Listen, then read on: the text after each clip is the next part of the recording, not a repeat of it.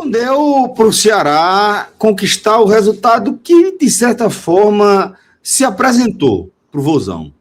Nessa quinta fase da Copa do Brasil, as 16 avos de final, o adversário do Vozão foi o Atlético Mineiro, o jogo de ida desse confronto de 180 minutos, cuja primeira parte foi disputada na Arena MRV. Um jogo em que o Ceará conseguiu colocar mais um tijolinho na construção do time na temporada, conseguiu aplicar sua filosofia de jogo, sai perdendo, consegue um empate, mas acaba cedendo a vitória aí para a equipe do Atlético Mineiro. 2-1 para o Galo, e claro que nesse contexto a gente pode tratar a partida, o resultado, a disputa pela vaga em aberto, né?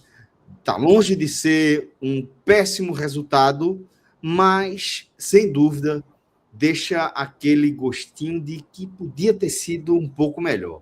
Eu sou Celso Shigami, e por incrível que pareça, eu estou com o Léo Fontinelli. Ele está repaginado, fez um rebranding aí, mas é o nosso querido Léo Fontinelli, que vai trazer aqui, Léo, uma boa noite para você, uma boa noite a todo mundo que está nos acompanhando.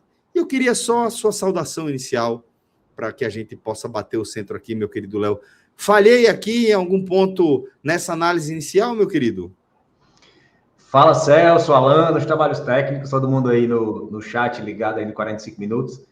Você foi preciso nos comentários, é a sensação que era possível, né, um resultado melhor, um empate, mas essa sensação que o resultado está em aberto, que o Ceará leva a disputa para o Castelão, e é um desafio, o primeiro desafio no ano onde o Ceará se recoloca contra um adversário de Série A, né, depois da queda inesperada do ano passado. E eu, sinceramente, por mais que eu não tenha achado um jogo bom, eu acho que o Ceará se colocou num nível de disputa melhor do que eu esperava para esse jogo. Mas fica uma sensação, obviamente, em contextos comparativos diferentes, mas fica uma sensação muito parecida com o jogo contra o Londrina, naquele jogo que a gente podia ali, se quisesse um pouco mais, ter vencido, né? Mas o Moza abre mão dessa possibilidade de vencer diante da possibilidade também de perder um ponto. Eu acho que hoje, quando o Ceará consegue empatar, o Moza se vê num cenário onde ele, obviamente, poderia conquistar o empate tendo a bola um pouco mais no ataque, aproveitando o contra-ataque, mas ele opta por não arriscar e tentar segurar o empate baixando linha ou até perder de pouco, levar a decisão para o Castelão. É muito esse o cenário do jogo de hoje que a gente vai comentar aqui em detalhes a seguir. Muito bem. Então, esse, galera, é o tema do nosso programa de agora, tá? A gente vai analisar essa derrota do Ceará por 2-1 para o Atlético Mineiro, jogo em Minas Gerais, como eu falei, um jogo que deixa o Ceará completamente na briga, completamente na disputa. A gente sabe da força do Ceará no Castelão, e aqui não é chover no molhado, não é repetir jargões, frases feitas. A gente, de fato, sabe da força do Ceará no Castelão, e por isso, esse um gol de vantagem do Atlético Mineiro, acho que tem motivo suficiente, dá motivo suficiente para a torcida do Vozão seguir acreditando que é possível seguir em frente aí na disputa nessa Copa do Brasil. E eu queria dar um abraço aqui em todo mundo que está nos acompanhando ao vivo, tá? Deixar um abraço caloroso em vocês, muito obrigado pela audiência, muito obrigado pela generosidade de nos permitir fazer companhia aí a vocês nessa noite de quinta-feira, noite de Copa do Brasil. Deixa eu dar um abraço também do nosso querido Alan Roberto, que é o diretor aqui da nossa live, dessa nossa transmissão, e que forma aqui o nosso trio, tá? Para que a gente possa tratar dessa partida.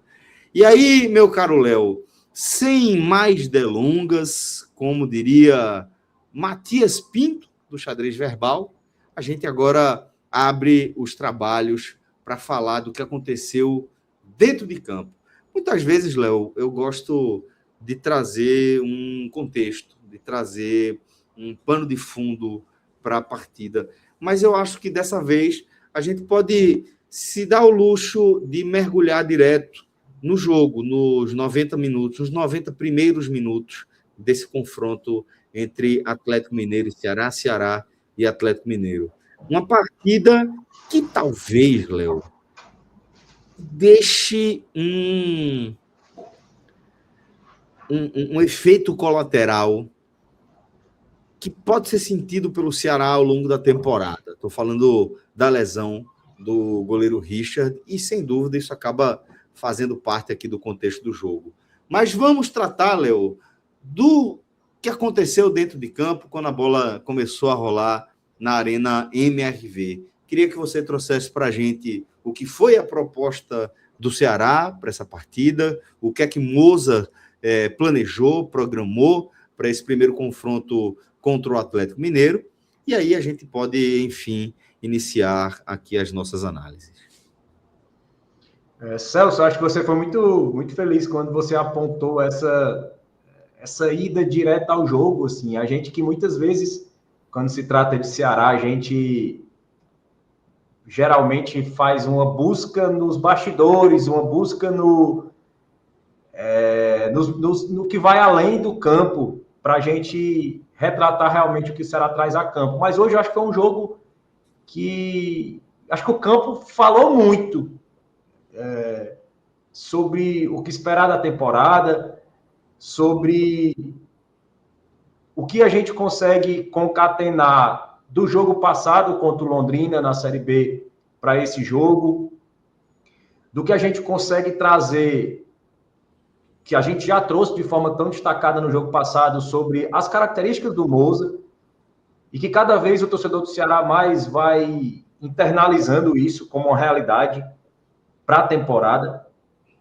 Mas hoje a gente vê, e como eu falava, a sensação que a gente teve no jogo contra o Londrina, de que se o Ceará apertasse um pouco mais, se tivesse um pouco mais de ímpeto, de ambição, poderia ter conseguido o resultado de vitória contra o Londrina fora de casa.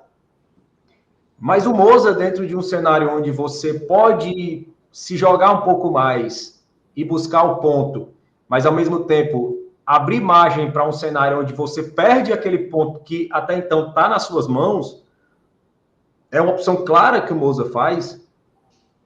Hoje, o resultado de empate poderia ser considerado uma vitória para o Ceará, e o Ceará poderia ter segurado esse empate usando a posse de bola no campo ofensivo, porque o Atlético deu esse espaço para o Ceará quando o Ceará empata, né? O Atlético sobe as linhas, o Atlético dá campo para o Ceará. Mas o Moza claramente faz uma opção semelhante ao que fez contra o Londrina, obviamente em cenários diferentes, mas escolhas bem parecidas em termos de pragmatismo. O Moza, ele opta por não atacar esses espaços, por realmente baixar ainda mais as linhas, e ele abraça o cenário onde o empate é o que se busca, mas uma derrota por um placar curto e onde se leva a decisão para o Castelão também é um cenário positivo. E é um gosto muito parecido, né? É aquela coisa, empatar com Londrina fora de casa é um sabor não tão doce, mas um pouco aceitável. Perder de um gol de diferença na Arena MRV e trazer o jogo para o Castelão também é um resultado não tão satisfatório, mas também não tem um gosto tão amargo. Eu acredito que o cenário está sempre muito no meio termo com o Moza, e o torcedor do Ceará está cada vez mais se acostumando com isso. Então é um Ceará que, contra o Londrina, ele opta pela saída de bola construída desde lá de trás com o Richard, e hoje, mesmo com a qualidade do adversário muito superior, e a gente vê um time do Atlético Mineiro, um time muito bagunçado, um time com muita qualidade individual, mas um time que baseia todo o seu jogo justamente nessa qualidade individual. É um time que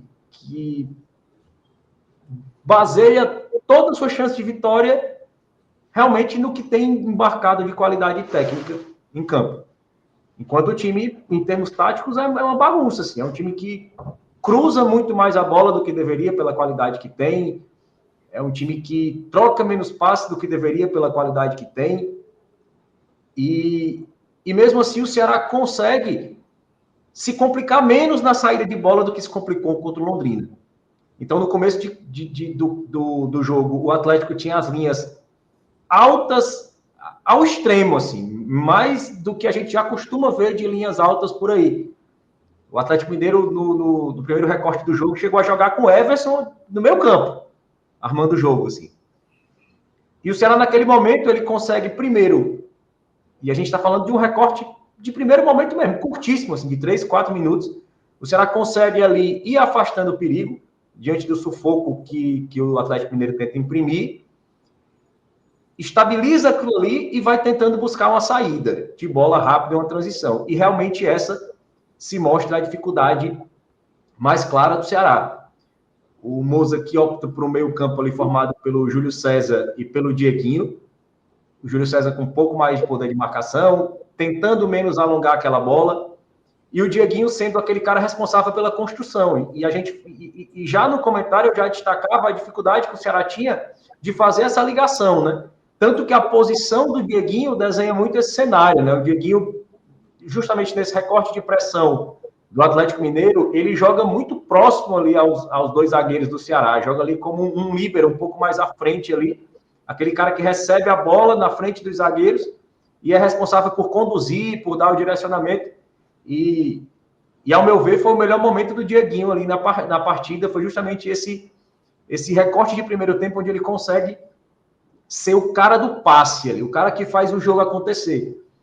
E o jogo do Ceará vai fluindo, obviamente de forma muito limitada, e durante o primeiro tempo o Ceará tem muita dificuldade, né, em fazer essa transição, né? O Pedro Henrique, que joga aberto, pela direita, e o Gustavo Prado na esquerda, o Gustavo Prado que fez sua estreia recentemente, né, contra a Jacuipense, mas hoje entra de titular. Então o Moza tenta dar mais força, inclusive mais estatura ali ao Ceará, e mantendo, assim, insistindo no Wendel Silva como referência, né? E aqui eu reforço as minhas críticas, especialmente as características do Wendel Silva, né? O Ceará não tem um 9, o Ceará não se municiou de um 9 na temporada, e o Wendel Silva, ele não tem uma característica de referência, ele não é um 9 que associa fora da área, assim, e durante os 90 minutos, e é até irônico falar que o jogador que fez o gol de empate do Ceará foi uma peça nula. Assim, se ele não faz o gol, né, não acerta, né? Um golaço.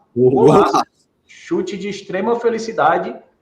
A gente não poderia tranquilamente fazer um resumo do jogo sem passar pela figura do Wendel Silva.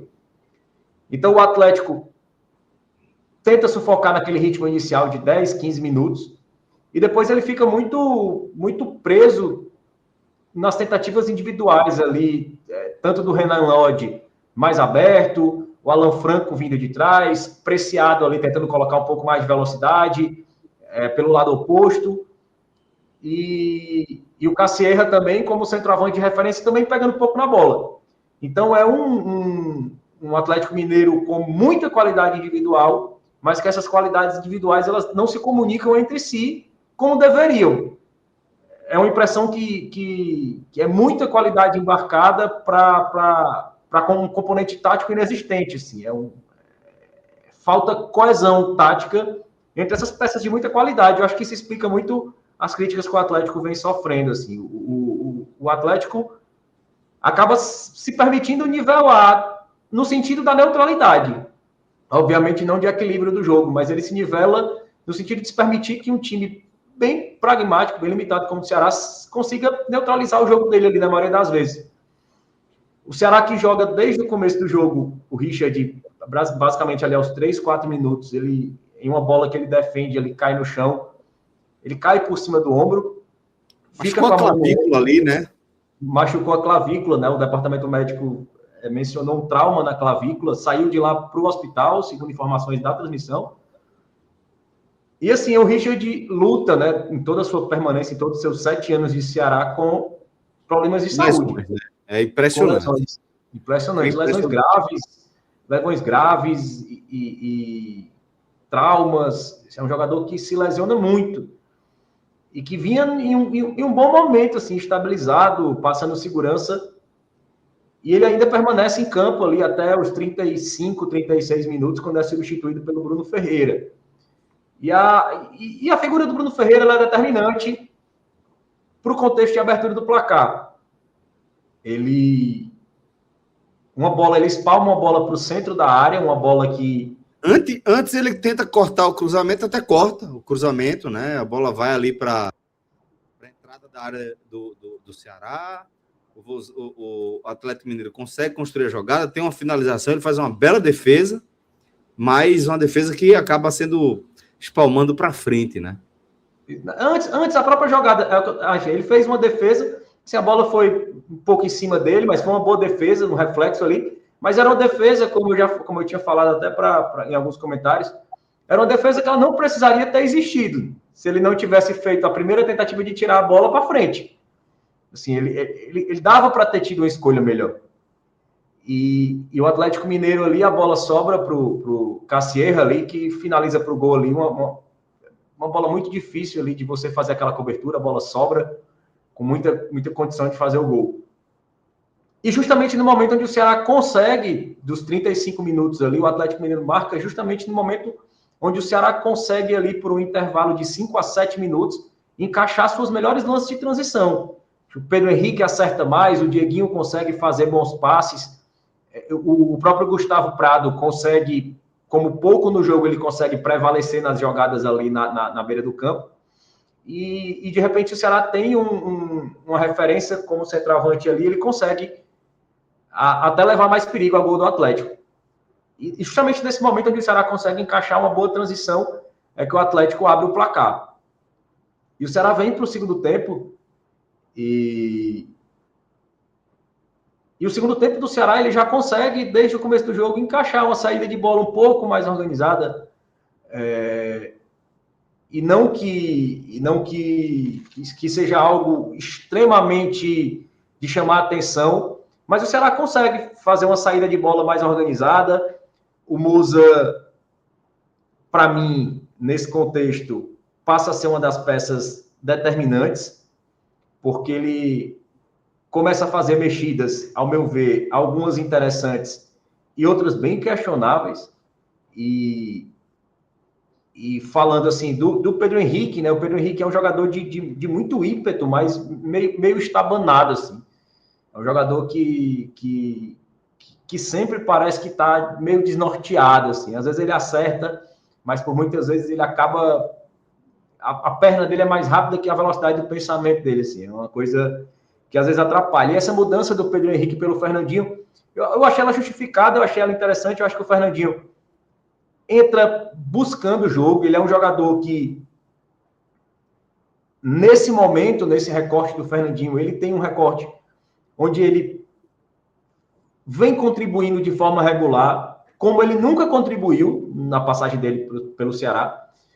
E isso, o sarrafo é o próprio Fernandinho, não que ele seja um jogador hoje determinante, mas fazendo uma análise pelo rendimento ridículo do Fernandinho até então, ele vem fazendo o seu melhor recorte em termos de regularidade, com assistências, com gols, e é o primeiro sinal positivo que eu vejo de recuperação, de estabilização. É um Fernandinho que só caía de rendimento e agora ele consegue transitar entre jogos estáveis e boas atuações. Então, acho que se justificava nesse contexto colocar o Fernandinho. Eu acho que ele traz uma movimentação, ele traz uma tentativa de jogo pelos lados, ele traz uma tentativa de diagonal que o Pedro Henrique poucas vezes consegue fazer de forma acertada. Ele erra muito quando tenta fazer essa diagonal, ele é um cara que busca mais até a linha de fundo do que o Fernandinho, né? O Fernandinho busca mais essa diagonal, busca mais o chute, por mais que não seja uma característica dele que venha trazendo bons resultados, mas ele é um cara que busca muito essa diagonal e, inclusive, é nessa diagonal, fazendo essa diagonal que ele acha um passe ali de letra que resulta no golaço do Wendel Silva, né? Golaço do Wendel Silva, assim, pegou muito bem na bola. Toda jogada é muito bonita, toda jogada é muito bem construída. Exatamente, assim, é uma boa jogada do Wendel Silva e ao meu ver, junto com o Fernandinho, entra o Vina, cara. E na análise do jogo contra o Londrina, eu já falava isso, né, que o Vina veio de um período com lesão. E depois que ele se recupera, que ele para de jogar com a proteção, ele mesmo menciona a necessidade de se recondicionar fisicamente, né? E o Moza hoje, que tem a volta do Dieguinho, em breve está a volta do Zanocelo, tem o Melk jogando bem, aparecendo, tem o João Gabriel, que é um volante, mas com excelente passe. O Moza chama para si a responsabilidade de uma escolha dentro de um cenário onde ele tem a oportunidade perfeita de preservar o Vina e permitir que o Vina tenha um recondicionamento físico. E ele opta por insistir contra o Vina, e o Vina, assim como foi nulo contra o Londrina, ao ponto de realmente ser nocivo, mais uma vez ele é nulo contra o Atlético Mineiro ao ponto de realmente ser nocivo. É um Vina que está...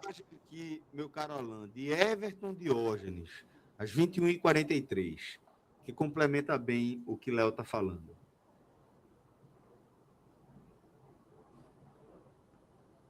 Everton, enquanto o nosso querido Alan está trazendo aqui para a tela, ele comenta o seguinte, Léo. Cara, temos que decretar o fim de Vina e Lucas Lima nesse time do Ceará. Eu sei que a gente está falando especificamente aqui de Lucas Lima, e vamos focar, de Vina, e vamos focar aqui especificamente nesse caso que é o que você está avaliando. O torcedor do Ceará, né, Everton, estou considerando que ele está representando pelo menos parte que ele está representando o sentimento de parte da torcida do Ceará. Ele defende o fim de Vina nesse time do Ceará.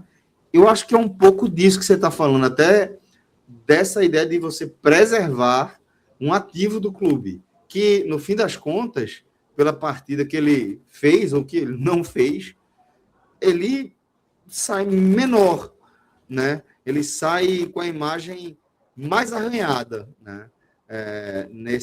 Para essa nova passagem aqui no Ceará. Né? Exatamente, assim. E eu não acho assim, não acho que seja para tanto assim encerrar a passagem do Vina. Eu acho que dentro de um cenário de janela fechada, dentro de um cenário do tamanho do investimento que custa o Vina, não é um jogador que se possa encerrar um ciclo nesse momento. Foi claro, Léo. Não estou defendendo isso, eu estou só trazendo... Não, eu falo da mensagem mesmo do Everton. Ceará, né? A mensagem mesmo, é. Isso. O Vina, ao meu ver, ele precisa ser preservado. Eu acho que o Vina precisa ser usado com estratégia.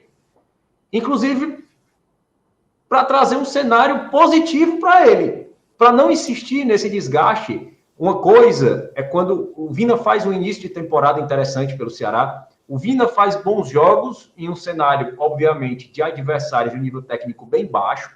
Isso dá confiança para ele. Isso se abala depois da lesão dele no Clássico. A perda do título cearense. Isso joga uma pressão para ele. E, ao meu ver, a partir daí, o Moza vira sócio desse erro. Por insistir em colocar o Vina em campo claramente sem condições de jogo, a gente tem um jogador que a perna dominante dele é a perna direita, e ele não usa a perna direita. A gente tem um jogador que é o cobrador de bola parada do Ceará e ele não consegue cobrar a bola parada pela sua limitação da lesão. E o Moza leva isso à exaustão. Obviamente que diante de um cenário onde o Juan Alano também se lesiona, o Zanocelo também se lesiona, o Dieguinho não tem voltado, em um cenário emergencial, isso aí até se explica. Mas você tendo esses retornos médicos e ele seguir insistindo e desgastando o Vina, ao meu ver, é colocar em risco um ativo e uma reserva técnica que o Ceará pode ter para a temporada se souber usar. Então, isso hoje o Vina, ele hoje é um cenário de desgaste que o Moza traz para si. Eu acho que o Vina tem um cenário para ser preservado. Ele está claramente pesado. Ele está claramente sentindo o ritmo de jogo, né? Sentindo a dificuldade e está prejudicando o time. E essa insistência do Moza, ao meu ver, ela não tem explicação. Ela não tem nada que se explique dentro das voltas de jogadores que a gente tem retornando de lesão, né? Em breve o Zanocelo está treinando com bola, o Dieguinho voltando, o João Gabriel se estabelecendo. Então, assim, é você tirar cenário de jogadores que estão surgindo com confiança e insistir em um jogador que ainda precisa, obviamente, se recondicionar fisicamente. E, ao meu ver, eu até postei no X, né? Twitter. No Twitter. Eu também eu sigo falando Twitter. Mas que o Moza hoje, quando ele consegue, o Ceará consegue o empate, é aquele brinquedo de encaixe de criança, simples, né? O quadrado no quadrado, a bola na bola, a estrela na estrela, o C no C, o 8 no 8, o C no C. Você encaixa os números, as letras, bem direitinho, assim, bem fácil. Então, hoje, quando o Ceará empata o jogo, obviamente, o Atlético ia subir as linhas. Obviamente, o Ceará teria campo para se projetar. Então, assim, o encaixe lógico da estrela na estrela, da bola na bola, do 8 no 8, do C no C, era colocar o João Gabriel no meio campo, que tem um passe em profundidade muito bom, com muita precisão, e colocar o Melk, que tem tanto velocidade como tem qualidade na finalização. E você ganha dois jogadores que tanto tem um arremate de média e longa distância, ou seja, você não vai precisar estar subindo demais sua linha para criar chance de gol. Você vai ganhar bola parada, porque o João Gabriel tem uma excelente bola parada, um excelente chute de média e longa distância, um passe em profundidade muito bom, ou seja, você não vai precisar expor suas linhas, você pode usar o passe longo, porque você vai ter campo. O Atlético Mineiro voltou a subir suas linhas após o empate.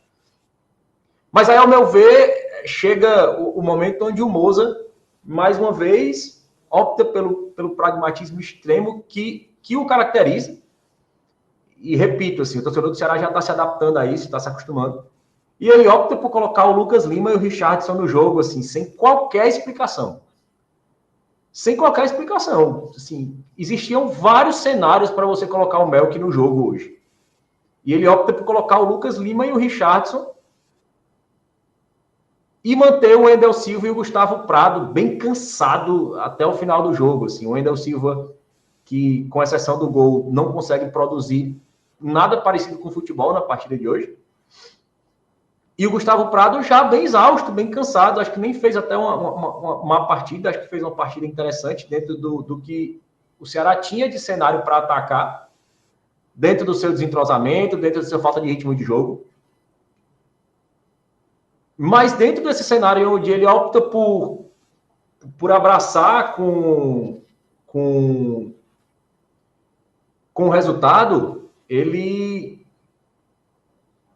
cede campo mesmo com esses dois volantes, né? Ele cede campo para que o Atlético Mineiro use das suas individualidades para virar a partida ali com o Renan Lodge, né? Que já arriscava muito aquela jogada, né? Chegava pelo lateral, pisava bem na área, na hora das vezes optava por cruzar. E ali o Renan Lodge acha o gol e o Atlético Mineiro cansa muito ali depois do segundo gol. E a gente vê poucas chances ali de uma mudança no placar.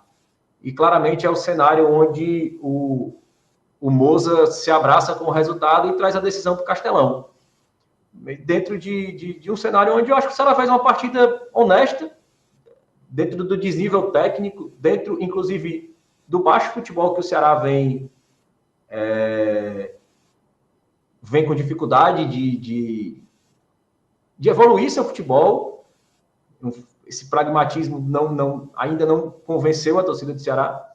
Mas eu acho que o Ceará fez uma partida honesta, uma partida competitiva, uma partida decente dentro de todas as limitações.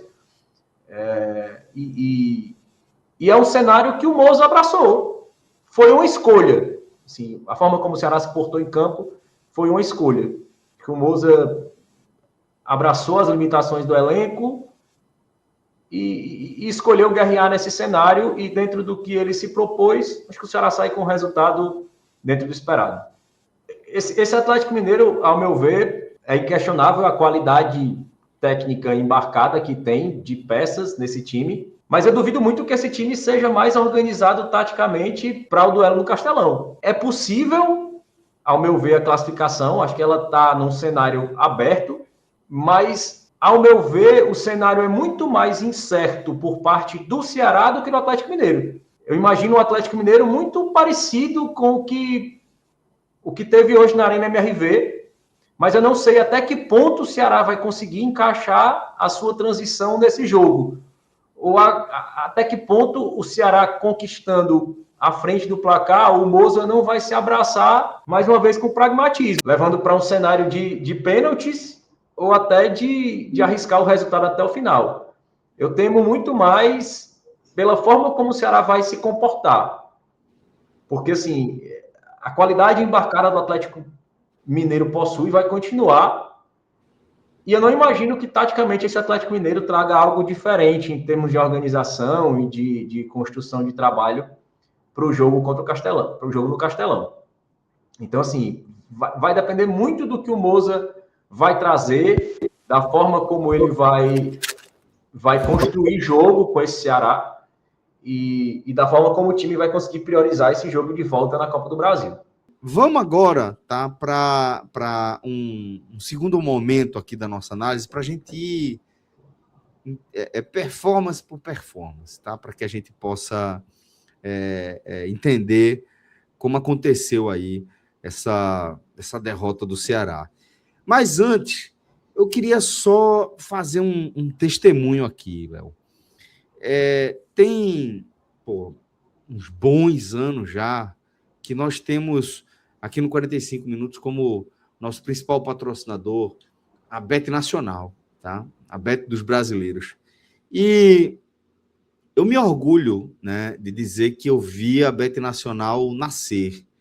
Eu participei das conversas iniciais, né? Eu estive presente na reunião em que se definiu o nome Bet Nacional.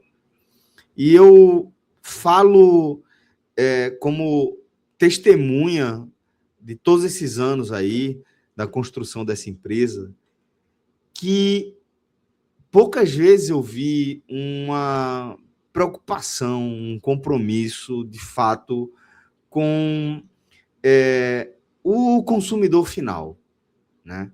E eu vou dar um exemplo claro aqui. Como toda empresa, grande empresa, né, falando especificamente aqui do mercado das bets, a gente sabe do poderio econômico que esse setor ele detém, e a gente sabe que o objetivo final, né, como toda empresa, ela visa lucro, né? Isso é natural. Mas, desde antes de se começar a se conversar sobre regulamentação, eu acompanhava os executivos da Bet Nacional mostrando preocupação, de fato, com o consumidor. E ver como isso é observado de uma maneira muito prática, tá? O principal ativo da Bet Nacional enquanto embaixador é Vini Júnior, né? O principal jogador do Brasil na atualidade, para muitos, a principal esperança do nosso Hexa. E a Bet Nacional entendeu que o momento é de você conscientizar, né, o seu público. Por isso, a Bet Nacional escolheu aí o seu principal embaixador, com quem ela tem, como todo contrato, um número pré-definido de gravações, de campanhas, de ações a serem desenvolvidas. E a Bet Nacional escolheu Vini Júnior para ser o personagem principal de uma campanha que eu acho fundamental, que é a campanha do jogo responsável, a campanha de você reforçar para o público que aposta não é renda extra, que aposta não é investimento.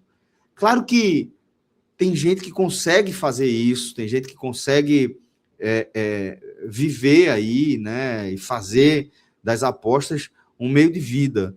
Mas essas pessoas, elas vivem de análise de futebol, elas vivem, mais do que de análise de futebol, de análise de oportunidades, de enxergar ali os melhores, as melhores entradas, as entradas mais seguras. E a Beto Nacional entendeu que o importante agora é explicar para o público que a gente está falando de algo que é vinculado ao entretenimento. É um negócio que você entra para aprimorar a sua experiência. Você que gosta de consumir esporte, você pode, dependendo do seu perfil, claro, aprimorar aí a sua experiência. E aí, a Beto Nacional teve uma ideia que eu achei brilhante. Transformou Vini Júnior em Vini Sênior, um cara que traz dicas, conselhos, e um sábio que vai explicar como você deve encarar a aposta. E é sempre com muita responsabilidade. Então, meu querido Alan Roberto, traz aí nosso Vini Sênior e mais um mandamento. Ensinamentos do Vini Sênior. O autocontrole é como o jardim. É bom cultivá-lo todos os dias. Quem aposta precisa ter controle. Por isso Vini Sênior está aqui. Na Bet Nacional dá para definir um valor máximo para jogar e limitar seus gastos. Jogue como sênior, com responsabilidade. Bet Nacional, a bet dos brasileiros. Proibido para menores de 18 anos. Ou seja, não seja juvena, meu irmão. Não seja juvena. Você tem que ser sênior, tem que jogar com responsabilidade, tem que jogar com sabedoria. Então, tá aí o recado da Bet Nacional, a Bet dos brasileiros, a Bet do jogo responsável, galera. E aí, meu caro Léo Fontinelli, com isso, a gente pode partir direto para o nosso campinho, para que a gente faça as análises individuais. Aqui eu vou pedir para você fazer logo um combo, né, para que a gente possa analisar a performance de Richard, enquanto ele teve saúde para estar em campo, e depois que a gente analise a performance de Bruno Ferreira. Acho que o Richard foi bem, acho que independente, depois da lesão, acho que ele continuou bem ainda, fez defesas interessantes, chute cruzado, não me recordo qual foi o jogador que fez também da direita, um chute cruzado, que ele espalma, o próprio lance onde ele se lesionou. Acho que o Richard foi bem, até na própria saída de bola, sem sustos, mas o Bruno Ferreira, acho que ele falha de forma determinante no primeiro gol, nessa bola que ele espalma para o centro da área ali. Logo depois ele faz uma boa defesa, mas uma boa defesa que não precisaria ter ocorrido se ele fosse mais efetivo na decisão dele. Então, assim, depois nos outros lances do jogo tem até uma bola numa saída de bola que ele deixa a bola passar, a bola ali quase entra no gol, bem patética, mas vai de amarelo. Acho que ele foi bem equilibrado, tanto em lances bizarros como em boas participações seguras. Então, ele foi no vermelho e foi para o verde, e dentro dessa média fica no amarelo aí. E o Richard, acho que foi bem, um verde desse mais escuro, bem para o Richard. Já temos algum tipo de prognóstico de retorno de Richard ou ainda é muito precoce? Não, ainda o departamento médico só mencionou um trauma na clavícula, né? Clavícula a gente sabe que é bem delicado. Porque, assim, principalmente para goleiro, né, velho? Exatamente, algo que você nem imobiliza direito ali, né? Assim, tem que esperar uma lesão, tem que esperar ela... Exato, não tem nem como retroceder. Não tem como você imobilizar essa região, né? Se for imobilizar essa região, você vai pegar o peito todo aqui, não é... Exatamente, um bem muito difícil. Factível. É preocupante, portanto. É preocupante. Principalmente pelo reserva que ele tem, né? Ter que contar com o Bruno. Também, bem preocupante. Acho que a segurança que o Bruno Ferreira demonstrou ano passado, no início da temporada, né, fazendo, como ele mesmo destacou, a melhor temporada da vida dele, de que ele derreteu muito rapidamente nos últimos 5 jogos, né, e veio para 2026 com muita desconfiança da torcida. E as atuações que ele teve quando teve a oportunidade de jogar hoje, esse ano, só reforçaram essa insegurança, né? E não tendo mais quem contratar. O goleiro que o Ceará tem como terceiro goleiro, o Jorge, é um goleiro bem jovem, né? Vem do Rio Grande do Sul, da base também, um jogador para desenvolvimento. O Ceará não pode contar com ele, mas acho que as esperanças do torcedor do Ceará hoje se resumem em torcer pela saúde do Richard, basicamente. Pois é, então, portanto, preocupante a situação do Ceará, e acho que isso pode afetar a performance do Ceará para o restante da temporada, né? Acho que pode comprometer. Por isso que eu trouxe na abertura do programa esse aspecto um pouco mais duradouro, né, do que a gente viu dentro de campo hoje na Arena MRV. Então, vamos acompanhar com muito interesse, né, a recuperação de Richard e que ele possa voltar ao gol do Ceará e trazer mais tranquilidade, né, para o torcedor do Vozão. E aí a gente vai com a linha de zagueiros, tá? Com a dupla Luizão e Éder. O que é que você pode falar deles? Eu gostei. Os dois, para mim, têm uma atuação bem nivelada. Então, vou dar um bem para os dois. Ao meu ver, os 2 gols do Atlético Mineiro foram muito mais falhas de acompanhamento da marcação de quem vem de trás, né? Foram jogadores que surgiram ali. As jogadas vieram de trás, né? Assim, o Renan Lodge vem como elemento ali surpresa, ali faltou ali. O Dieguinho estava um pouco mais afastado da jogada, acho que ele poderia ter dado um combate melhor. Acho que faltou. A crítica hoje pesa menos, para o meu ver, no miolo de zaga, né? Quando foram exigidos na bola aérea, eles foram bem seguros, conseguiram fazer uma saída de bola bem segura ali, sem grandes preocupações, com exceção de uma ou outra bola de insegurança ali do Luizão, ainda no primeiro tempo. Eu acho que eles foram bem seguros, vou dar bem para os dois aí, ao meu ver, não foram determinantes para a partida. Muito bem, então Éder e Luizão vão com bem, apesar da derrota do Ceará. Léo não enxerga responsabilidade nessa dupla em relação aos gols do Atlético Mineiro. Traz, portanto, o verdinho aí para Éder e para Luizão, meu querido Alan Roberto. Desculpa, Alan que está aqui com a gente. Alan. Daí, aqui a gente segue com os laterais, tá? Que Moza escolheu mandar a campo para essa primeira partida. Aí a gente vai falar de Alex Silva e de Fernando. Eu gostei também das partidas dos 2 laterais. Eu acho que fizeram uma partida bem regular. E tanto o Fernando como o Alex Silva, hoje gostei mais do Alex Silva do que do Fernando. Eu acho que o Alex Silva hoje fez uma das melhores partidas dele em termos de regularidade, em especial no primeiro tempo, tanto em termos de marcação, como na forma como ele algumas vezes consegue prevalecer, e como eu destaco no primeiro tempo, essa dificuldade que o Ceará tinha de fazer a transição.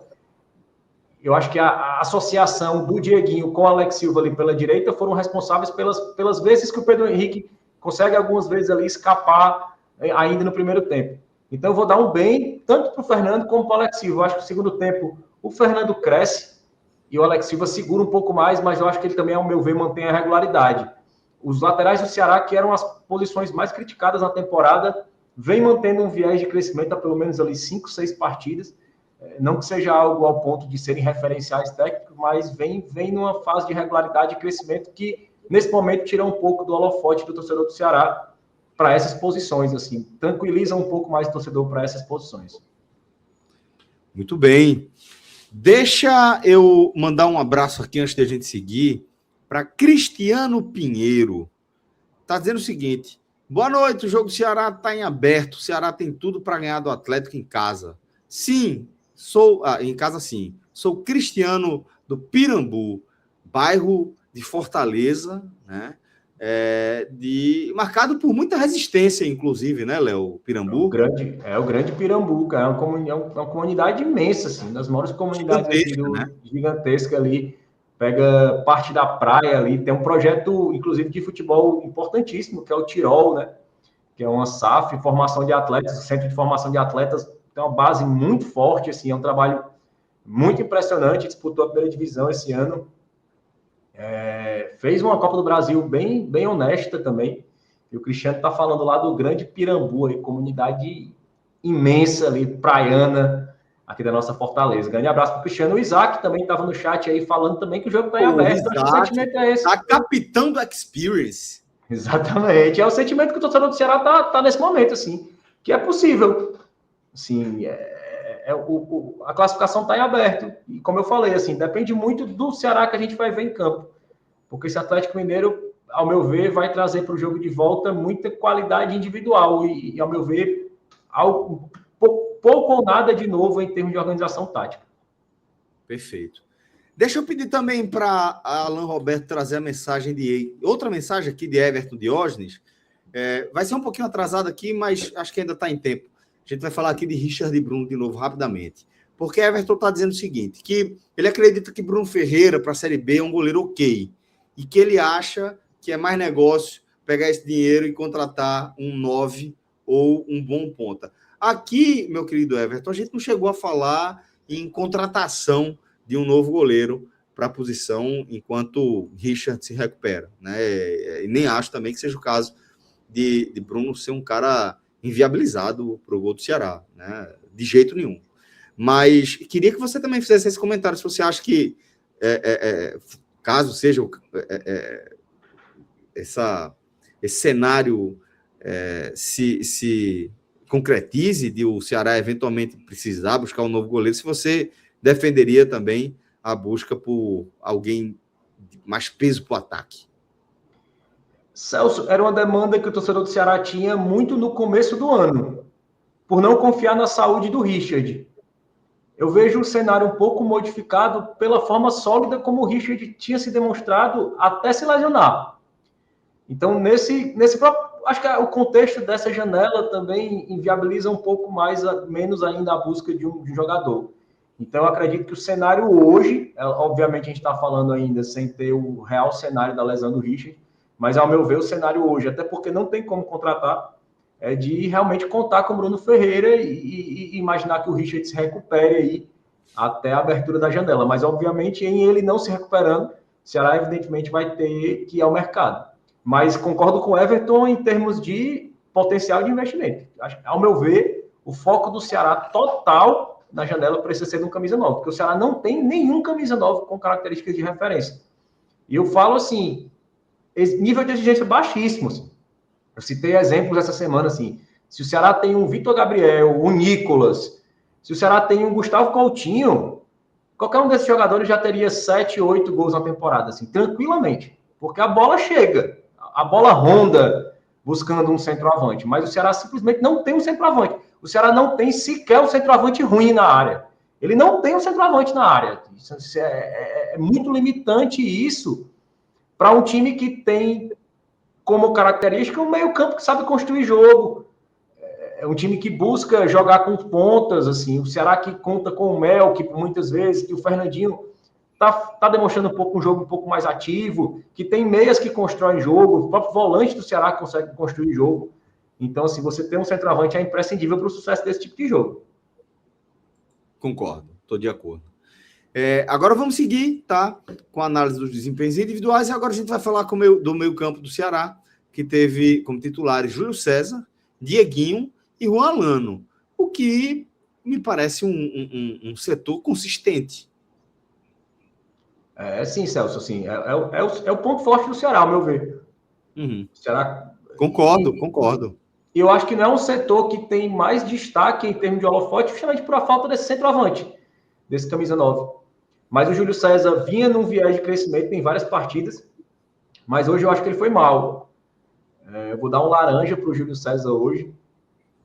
Acho que fez mal, não no sentido que ele tenha atrapalhado, mas eu acho que ele faz um jogo muito conservador e, ao mesmo tempo, um jogo muito permissivo. A construção do Atlético Mineiro, sempre quando ela é buscada pelo meio, ela prevalece. E ficou muito claro no jogo de hoje que a fragilidade pelo menos nessa partida de hoje, era o Júlio César. Porque o Dieguinho tinha prioritariamente essa obrigação de tentar construir o jogo, de tentar fazer essa bola, essa conexão entre a defesa e o ataque. Ele conduzia muito a bola, o Dieguinho, é algo que ele faz muito bem, né? É um jogador, é um meio-campo que ele faz essa transição menos com passe e muito mais com condução de qualidade, né? Ele é um cara que dificilmente ele cede o contra-ataque, né? Geralmente ele leva a falta ou ele consegue fazer esse arrasto da bola para frente. Então, ao meu ver, o Júlio César foi essa fragilidade, então ele foi mal, deu esse laranja aí para o Júlio César, e ao mesmo tempo já emendo aí na análise do Dieguinho, que ao meu ver foi bem, e destaco mais uma vez o primeiro tempo. É um jogador que geralmente destaca muito no primeiro tempo, né? Obviamente por voltar de cirurgia, por voltar de lesão, e fazendo aí um comparativo com 2025, né? Ele geralmente tinha essa queda, é um jogador que depende muito da sua intensidade física. Mas ele fez muito bem durante o primeiro tempo essa conexão, defesa-ataque, o que o Ceará consegue ter de lampejo de transição, acho que elas partem muito do pé do Dieguinho, ele associa bem com o Alex Silva, eu acho que ele ajuda, e ele fazia muito isso ano passado, né? A lateral direita do Ceará sempre subia de produção com o Fabiano por causa do jogo associado do Dieguinho. Se você pegar várias análises que eu fazia em 2025 do Ceará, toda partida boa do Fabiano era uma partida boa que o Dieguinho fazia o Fabiano jogar futebol. E ele é esse jogador que tem esse potencial, então é uma partida boa do Dieguinho, ao meu ver. E o Juan Alano fechando o meio campo, acho que o Juan Alano foi mal, eu vou dar um vermelho, acho que o Juan Alano derrubou a intensidade desse meio campo. E você, para mim, é o maior defensor de Juan Alano que eu já vi, viu? Gosto do bode, acho craque de bola.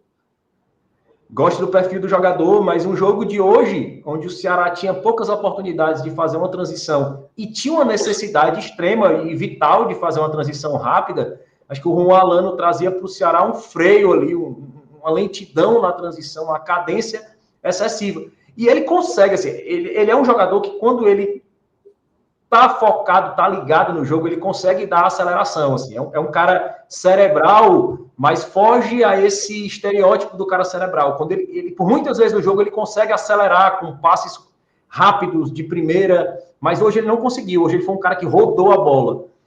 Então, assim, acho que o Juan Alano tirou um pouco da velocidade de transição e dificultou um pouco a construção do Ceará no jogo de hoje. Perfeito. Daí a gente vai para a linha ofensiva, que contou o Pedro Henrique, Gustavo e o Wendel. O Gustavo Prado, eu dou um amarelo para ele. Acho que faz um primeiro tempo mais interessante dentro dessa dificuldade de transição do Ceará. E, obviamente, eu dou um desconto para ele, porque o Ceará tinha muito menos diálogo pelo lado esquerdo do que tinha pelo lado direito, né? E mesmo assim ele consegue, quando pega a bola, consegue associar, consegue inclusive ter aquele delay proposital para a chegada do Fernando, que era um cara que não estava subindo tanto, e justamente o Júlio César, que é um cara que quando ele está bem no jogo, ele consegue ser vertical, ele consegue associar ofensivamente, não estava tão bem no jogo hoje, então acho que o Gustavo foi meio uma ilha, e mesmo ela sendo a ilha, ele não foi, de certa forma, aquela parede, que a bola bate e volta, ele perde, sempre o adversário prevalece sobre ele. Então, acho que o Gustavo batalhou. E, obviamente, é um jogador que está chegando agora, é um jogador jovem, é um jogador de base, é um jogador que não vinha com tanta atuação, né, no time do Internacional. Então, vai sentir o ritmo de jogo, obviamente. Tem uma queda evidente e óbvia no segundo tempo. Fui eu que caí ou foi tu, Celso? Não, eu acho que a gente está aqui. Estamos aqui. Foi só uma oscilada. Então, assim, é um jogador que dentro dessa realidade física, dessa realidade de adaptação, fez uma partida interessante. E o Pedro Henrique, da mesma forma, fica com amarelo, mas para mim com um sarrafo um pouco mais negativo, por ter tido peças que associassem com ele no jogo de hoje. Ele teve um Alex Silva jogando bem, ele teve um Alex Silva ganhando campo, ele teve um Dieguinho construindo o jogo pelo lado, e o Juan Alano sempre que caía por ali também, né? O Juan Alano, ele tem essa característica que o Moza distribuiu para ele, de cair um pouco mais para o lado direito. E também, assim, o Pedro Henrique teve ferramenta, né? Teve munição para fazer um jogo bom, e mesmo assim se nivelou um pouco mais por baixo. Eu vou dar um regular aí também para o Pedro Henrique. E o Wendel, mesmo com o gol, acho que o gol sobe o sarrafo dele do vermelho para o laranja. Mas o gol é um lampejo, é um momento de felicidade ali, um oásis diante de uma atuação muito negativa do Wendel Silva, que infelizmente é regra, né? O Ceará não tem centroavante. A análise do Wendel Silva ela pode ser Ctrl+C, Ctrl+V em todo jogo. Ele é um cara que não associa fora da área, ele é um cara que não contribui com passe, é um cara que não faz pivô, é um cara que não cansa zagueiro, é um cara que não marca saída de bola, e é um cara que não está na área para ser referência. Assim, simplesmente é um não 9. É um falso 9, literalmente um falso 9. Ele não é um 9 de forma alguma. Assim, ao meu ver, é um dos maiores erros na montagem desse elenco do Ceará. Porque a peça alternativa a ele é o Luca, que também não tem características de um centroavante, né? E ainda assim é mais centroavante que o Wendel Silva, né? Por mais que perca um pouco na estatura. E ao meu ver, eu já teria testado o garoto Gabriel Amaral da base, que também não tem características de um 9 de referência. Então, assim, para mim, a urgência de ter essa peça como foco no mercado de começo de ano, justamente pelas peças alternativas que a gente tinha no elenco, tanto na base como o Luca, que é um jovem jogador que é da base do Ceará, mas com passagens pelo Internacional, se profissionalizou lá, também não tem essa característica. Então, o Ceará sequer tem um 9 de referência ruim. O Ceará simplesmente não tem um 9 de referência. Nenhum ruim, como um Clebão, como outras peças que o Ceará poderia ter. Então, assim, é uma dificuldade que o Ceará tem, para mim, é uma lacuna nesse elenco que, para mim, é imperdoável na montagem desse elenco. Assim. Porque se você pudesse contar com um jogador da base com essa característica, ó, a gente tem na base um 9-9. Não tem. O 9 da base é um jogador móvel, que também joga fora da área. O que tínhamos ano passado, que foi vendido, o Guilherme, também não era um 9-9, apesar de ser ainda melhor finalizador que o Wendel. Então, ao meu ver, é uma lacuna imperdoável na montagem do elenco. Perfeito. Aí a gente finaliza aqui a nossa análise do time titular da equipe do Ceará e a gente vai seguir com a análise dos substitutos, né? Já falamos de Bruno, que entrou ali aos 33 do primeiro tempo, com a lesão de Richard, né? Que, como Léo comentou, se machucou ali, sei lá, primeira defesa do jogo, e seguiu aí por mais uns 30 minutos dentro de campo, dando espaço para Bruno. Aí chega para o segundo tempo e ali na casa dos 9-10, Mozart promove a entrada de Vina no lugar de Juan Alano e de Fernandinho no lugar de Pedro Henrique. O Vina, acho que a análise do Vina já foi feita durante o jogo, né? Ele teve uma análise especial para o Vina. E, ao meu ver, é um trio de jogadores que, para mim, tem uma análise negativa na conta do Mozart. A opção de insistir com o Vina, ao invés de dar esse tempo para ele se recuperar, ao meu ver, é uma insistência desnecessária e onde o Mozart vem batendo demais nessa insistência do Vina, desgastando o jogador, baixando o rendimento do time, desgastando com a torcida, trazendo para ele um holofote desnecessário. Então o Vina foi muito mal, vermelho assim para o Vina. E, claramente, fisicamente, ele não está apto a jogar, está muito pesado. E o Mozart parece que vai insistir nessa escalação do Vina. Até quando, eu não sei. Até quando... Alan, traz a mensagem aí de Gabriel Góes, a mensagem de 22h22, tá? 10h22 ele mandou aqui essa mensagem. Boa noite, Léo. Boa noite, Celso. Boa noite, Gabriel. Queria perguntar diretamente para o Léo se ele acha que Mozart está priorizando os medalhões Vina e Richardson ao invés de Melk e João Gabriel por gestão de elenco. Gabriel, quem fez isso, e eu estou falando assim, como informação, quem realmente se rendia aos medalhões era o Condé ano passado. O Mozart não tem esse perfil.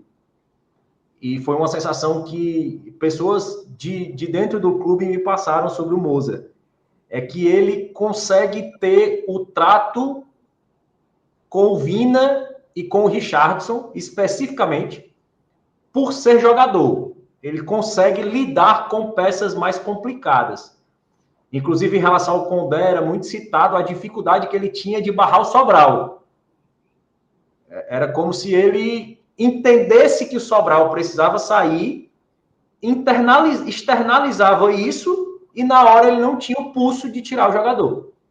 No Moza, eu não tenho essa leitura. Eu realmente acredito que o argumento dele, que ele sempre traz em coletivas, de preservar os jovens, de dosar a questão física dos jovens, como ele fala, seja realmente a crença dele. Por mais que eu discorde, eu acredito que esse seja realmente o fundamento. Eu não vejo ele refém dos medalhões, até porque ele tem essa confiança, essa facilidade do elenco até então. Perfeito. Aí agora vamos seguir aqui com Fernandinho, que você já tinha falado, e ficou faltando Lucas Lima e Richardson, não é isso? É isso. Isso. O Richardson eu vou dar um laranja. Acho que o Richardson entrou mal, entrou sem tempo de bola. Ele não conseguiu ser aquele cara que fechou ali o preenchimento do meio-campo, impedindo as boas subidas do Atlético Mineiro. E, ao meu ver, ele é mais um passageiro da escolha errada do Moza. Mas ele foi mal em tempo de bola, levou um amarelo bobo ali, como sempre. Mas leva um amarelo ali numa falta boba ali, chega atrasado na bola, dá uma pancada ali bem no meio campo, lance bem sem perigo. E o Lucas Lima eu achei regular, na verdade, não foi nem tão regular, achei ele meio sem nota, assim, meio blasé, assim, meio indiferente ao jogo, o Lucas Lima. E eu acho que a insistência do Moza também está gerando um desgaste excessivo do Lucas Lima, até com a própria torcida. Então, o Richardson, o laranja, e o Lucas Lima, um amarelo aí. E o Fernandinho, eu gostei do Fernandinho. Vou dar um bem para o Fernandinho. Acho que, independente do passe, ele erra menos do que ele errava antes e ele segue errando por tentar. Assim, ele é um jogador que chama a responsabilidade, que ele tenta. E eu quero muito, sim, acreditar nesse viés de crescimento do Fernandinho, nesse bom momento dele, com assistências, tomando mais decisões corretas do que ele tomava antes. Assim, o Fernandinho, ele tomava 9 em cada 10 decisões, ele tomava 9 erradas, e agora ele está conseguindo ser um pouco mais decisivo, equilibrado. Obviamente que não é um confronto fácil na posição que ele joga, no formato que o Ceará joga, e sem ter um centroavante de referência. Então você se obriga a ser mais individual do que naturalmente um ponta com as características dele costumam ser. Mas eu acho que ele vem dentro do cenário que o Moza oferece em termos de tática para ele vem conseguindo evoluir, vem conseguindo prevalecer, então eu vou dar um bem para o Fernandinho. Perfeito. Então, dessa maneira, a gente finaliza aqui a análise de quem entrou em campo. E agora vamos fazer a análise de quem botou essa turma toda em campo. Vamos falar de Moza. Perdão. Eu vou dar um amarelo para o Moza. Principalmente porque eu vi que a composição tática do time, para o desafio que se apresentou, pela forma como se joga um jogo de eliminatório de Copa do Brasil, ela se mostrou interessante. A escalação inicial ela é compreensível dentro das peças que o Ceará tem. A saída de bola do time no começo do jogo funciona, coisa que não funcionou como Londrina. O Ceará se estabiliza, vai subindo um pouco o nível de atuação dentro das suas limitações e dentro do desafio técnico do adversário. E ele consegue ali, depois dos 32, 35 minutos, encaixar um bom momento de 10 minutos onde a transição funciona, até levar o gol.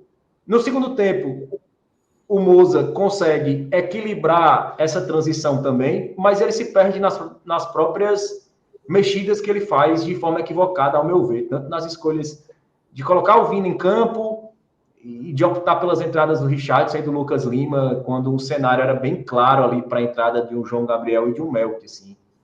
Essa insistência do Moza com o Vina e, ao mesmo tempo, em preterir o Melk, vem causando assim, um gosto amargo na boca do torcedor assim, em relação ao Moza. Assim. O torcedor compreende que esse é o jogo dele, que esse é o perfil, esse é o cenário que o Ceará vai ter enquanto o Moza estiver aqui. Mas eu acho que o Moza puxa um pouco mais a régua negativa para ele, sem necessidade. Então, hoje ele fica com amarelo regular, mas dentro do contexto apresentado, acho que foi um cenário interessante de confronto aberto e onde a decisão é muito possível para o Ceará no Castelão. Muito bem. Acabei esquecendo aqui de pedir para você indicar o melhor em campo do Ceará, se você achar que vale, né? Cara, muito difícil, mas eu vou dar para o Alex Silva, pela regularidade. Em um jogo assim, muito equilibrado, não vi nenhum destaque individual muito grande. Gostei do Dieguinho no primeiro tempo, mas ao meu ver o Alex Silva foi mais regular entre o primeiro e o segundo tempo. E até para dar um mérito, assim, repito, é um jogador que está passando por uma situação familiar, pessoal, muito difícil. E eu não vou, assim, não vou entrar em detalhes, porque o próprio jogador não quis entrar em detalhes, então não externou. Então, são pessoas próximas que passaram a situação de saúde, que realmente é o que as pessoas próximas falam, assim, a cabeça do cara não tem como estar aqui. E mesmo assim é um cara que está se doando, está se matando, fazendo gol, e segue se entregando, assim. E, assim, obviamente, a análise técnica do que ele vem fazendo em campo, ela não muda por causa disso, mas quando ele consegue apresentar esse viés de crescimento que ele vem apresentando nos últimos jogos, teve gol em clássico, hoje faz uma atuação muito regular, é um jogo grande, é um jogo importante, Copa do Brasil, então eu acho que nesse momento o cenário merece um viés positivo aí para tudo que o Alex Silva vem enfrentando e torcendo muito por ele. Muito bem. Desde já estou na torcida também, tá? Não estou por dentro do que tá rolando aí, né? No pessoal, eu nem vou lhe pedir para trazer isso aqui, mas desde já na torcida. Isto posto, meu caro Léo Fontinelli, a gente finaliza aqui a nossa análise de campinho. E para a gente finalizar, pergunto se você tem algo mais aqui a acrescentar, algo que eventualmente a gente tenha deixado de fora aqui das nossas análises. Não nada a acrescentar, só que o jogo está aberto e acho que o chat do 45 ele foi um termômetro muito bom hoje do que eu li nas redes sociais no pouco tempo que eu fiquei hoje depois do jogo. Assim. É uma torcida que acredita que a gente poderia ter feito algo melhor hoje, mas é uma torcida que sente que o resultado está em aberto e rapidamente já conseguiu virar o foco para a Série B. Tem jogo fundamental domingo. Perfeito. Então é isso. Dessa maneira, galera, a gente finaliza aqui mais um programa do 45 Minutos. Queria agradecer a cada um de vocês pela audiência, galera que acompanha a gente aqui ao vivo, galera que está acompanhando a gente aqui no Ponto Futuro, seja lá em que momento for. Muito obrigado pelo play, muito obrigado pela audiência. Se você puder deixar o like, deixar seu comentário, ou até mesmo compartilhar aqui o nosso conteúdo, você vai estar contribuindo diretamente para o crescimento aqui do nosso projeto. Então, se você curte o que a gente traz aqui para vocês, das nossas análises, das nossas coberturas, e tiver condições e quiser também contribuir com a gente, com o nosso crescimento, a gente agradece demais. Léo, sempre uma satisfação fazer um programinha aqui com você. Prazer é meu irmão, tá com saudade. Estou sabendo que em breve nos encontraremos aqui em terras pernambucanas e a torcida do Ceará pode esperar que a gente vai ver aí Léo Fontinelli em loco no nosso estúdio, no estúdio do 45 Minutos.